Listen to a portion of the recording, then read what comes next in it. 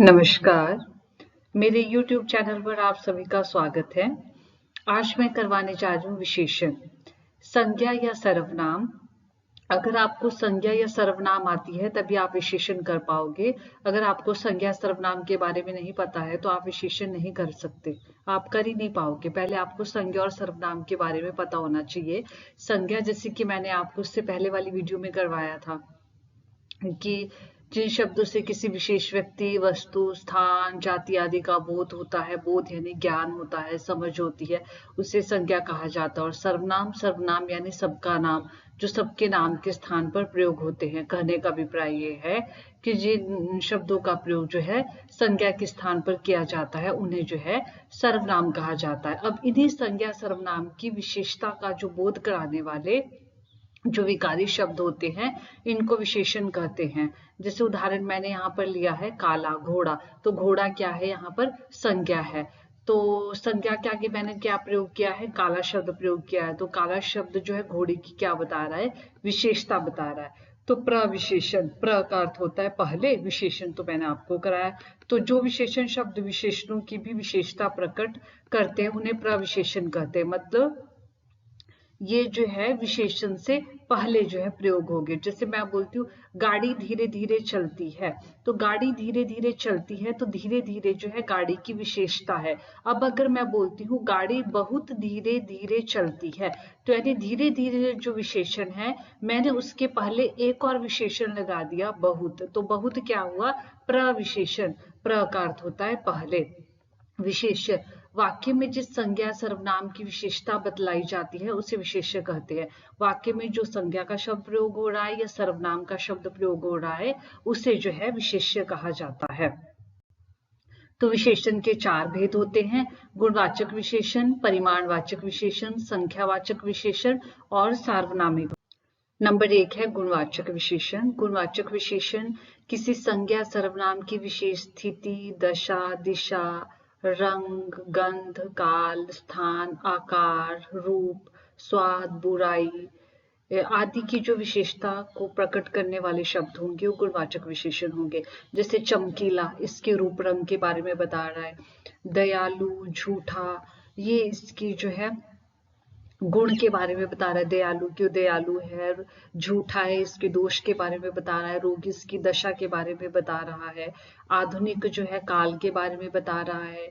किशोर जो है इसकी अवस्था के बारे में बता रहा है कि किशोरावस्था में। मधुर जो है स्वाद के बारे में बता रहा है। और सौंधा, सौंधा ये खुशबू के बारे में बता रहा है। स्वदेशी ये स्थान के बारे में बता रहा है। कठोर ये स्पर्श के बारे में बता रहा है। जिस प्रकार यहाँ पर उदाहरण भी दिया गया है कि फूलों पर रंग बिरंगी तितली बैठी है, तो रंग बिरंगी क्या है, तितली के गुण के बारे में यहाँ पर बताया गया है। नंबर 2 है परिमाणवाचक विशेषण, संज्ञा सर्वनाम की माप तोल संबंधी विशेषता। ध्यान रखना बच्चों, यहाँ पर आप लोग कंफ्यूज हो जाते हैं। परिमाण है, परिणाम नहीं है। परिणाम का अर्थ होता है रिजल्ट और परिमाण का अर्थ होता है जिससे हमें माप तोल का पता चले, उसे जो परिमाणवाचक विशेषण कहा जाता है। इसकी भी दो भेद होते हैं, एक निश्चित परिमाणवाचक होता है, एक अनिश्चित परिमाणवाचक होता है।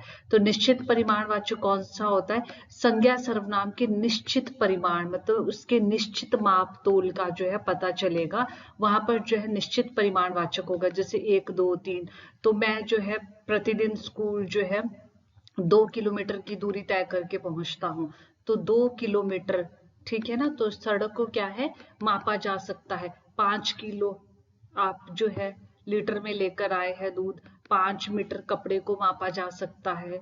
2 किलो आलू, उसको जो है तोला जा सकता है, वो होता है बच्चों परिमाणवाचक। तो अनिश्चित परिमाणवाचक जिन विशेषणों से विशेष्य, विशेष्य यानी वाक्य में जो संज्ञा का शब्द प्रयोग हो रहा है या सर्वनाम का जो शब्द प्रयोग हो रहा है उसकी मात्रा का जो निश्चित बोध नहीं होगा, उन्हें जो अनिश्चित परिमाणवाचक कहा जाएगा। कुछ, थोड़ा, ज्यादा, बहुत, तनिक। जैसे 500 टन लोहा, कितना लोहा लिया, 500 टन। 500 टन कितना लिया, ढेर सारा आटा, ढेर सारा पता नहीं है, 1 किलो, ढेर सारा में 3 किलो लिया, 5 किलो लिया, 10 किलो लिया, 15 किलो लिया।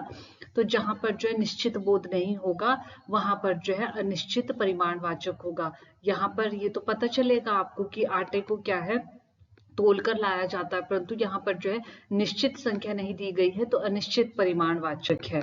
आगे है नंबर 3 इसका संख्यावाचक विशेषण। तो संख्यावाचक विशेषण होता है जो संज्ञा सर्वनाम की निश्चित अनिश्चित संख्या के बारे में हमें बोध कराए, ज्ञान करवाए, समझ करवाए, वो जो है संख्यावाचक विशेषण होता है। इसके भी दो भेद होते हैं, निश्चित संख्यावाचक और अनिश्चित संख्यावाचक।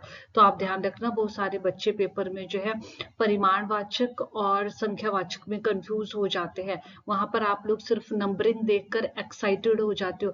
नंबरिंग देखकर एक्साइटेड नहीं होना है, वहां पर ध्यान रखना जहां पर माप तोल का संबंधित उदाहरण है, माप तोल से संबंधित बात कही जा रही है, वहां पर परिमाणवाचक है, और जहां पर केवल संख्या के बारे में बात की जा रही है वहां पर संख्यावाचक विशेषण है। तो संख्यावाचक में जो निश्चित संख्यावाचक कैसे होते, अंक बोधक भी होते, पूर्ण होता है, पाव होता है, आधा होता है, और जैसे 1 2 3 4 5, क्रम बोधक जैसे पहला नंबर, दूसरा नंबर, तीसरा नंबर, आवृत्ति जिसमें होती है दुगुना, तिगुना, चौगुना, 5 गुना, ठीक है। समुदायवाचक दोनों आ जाओ, यहाँ पर तीनों आ जाओ, चारों आ जाओ, मैं सबको जो है काम करवा देती हूँ, या सबके सब आ जाओ ग्रुप में, मैं सबको जो है काम करवा देती हूँ। समूचे बोधक जैसे दर्जन, 1 दर्जन के लिए, युगम, जोड़ा, सैकड़ा, ठीक है ना। तो प्रत्येक बोधक, सैकड़ा मतलब 100, हर एक, हर वर्ष, एक एक, ये निश्चित संख्यावाचक में आएंगे। अनिश्चित संख्यावाचक संज्ञा सर्वनाम की संख्या का अनुमान मात्र प्रकट करने वाले शब्दों को अनिश्चित संख्यावाचक विशेषण कहते हैं। जैसे कुछ, कई, थोड़े, काफी। जैसे मेले में बहुत भीड़ थी। अब ध्यान रखना आप लोग, आप सोचोगे कि यहाँ पर बहुत दिया है तो ये परिमाणवाचक में भी हो सकता है, लेकिन भीड़ को जो है मापा और तोला नहीं जा सकता, भीड़ को गिना जा सकता है कि वहां पर 1000 आदमी थे, 2000 थे, 3000 थे, 5000 थे, 10,000 थे, तो वो किस में आएंगे, वो आपके संख्यावाचक में आएंगे। परिमाणवाचक और संख्यावाचक में जो है आप अंतर ध्यान पूर्वक देखिए परीक्षा में। आगे है सार्वनामिक विशेषण। तो सार्वनामिक विशेषण, इसमें जो है सर्वनाम विशेषण के रूप में प्रयुक्त होता है। सर्वनाम का विशेषण के रूप में जब प्रयोग करते हैं ना, तो उसकी संज्ञा भी साथ होती है, जबकि मात्र सर्वनाम में जो है संज्ञा नहीं होती। सर्वनाम में जो है इसका प्रयोग संज्ञा के स्थान पर किया जाता है, यानी सबके नाम के स्थान पर किया जाता है, जबकि सार्वनामिक विशेषण में जो है सर्वनाम जो है संज्ञा से पहले होगा, यानी जब पहले सर्वनाम होगा तो उसके पीछे संज्ञा शब्द होगा ही होगा। आपने ध्यान रखना है, जैसे मैंने यहाँ पर लिखा भी है मेरा कमरा, कमरा संज्ञा है, मेरा सर्वनाम है, तो सर्वनाम के बाद यहाँ पर संज्ञा जरूर है। यह पुस्तक, पुस्तक संज्ञा है, तो संज्ञा से पहले जो है यहाँ पर सर्वनाम है, तब ये सार्वनामिक विशेषण है। जैसे उदाहरण मैंने आपको दिया है कि यह मेज किसकी है, तो इस वाक्य में यह सार्वनामिक विशेषण है। क्यों? क्योंकि मेज यहाँ पर संज्ञा है और संज्ञा से पहले जो है सर्वनाम का प्रयोग किया गया है, सर्वनाम शब्द का प्रयोग किया गया है, तो यहाँ पर यह जो है सार्वनामिक विशेषण का काम कर रहा है। जबकि आगे जो किसकी है, तो किसकी यहाँ पर सर्वनाम है, क्योंकि यह संज्ञा के स्थान पर प्रयुक्त हो सकता है। मेज किसकी है? अंशुल की है, अंशिका की है, अनुज की है, अनूप की है, अनुजा की है, अरुणा की है। ठीक है, मेरी आज की वीडियो में इतना ही। आई होप आप लोगों को मेरी वीडियोस पसंद आ रही होंगे। अगर आप लोगों को मेरी वीडियोस पसंद आ रहे हैं तो प्लीज लाइक, शेयर और सब्सक्राइब करना ना भूले। धन्यवाद।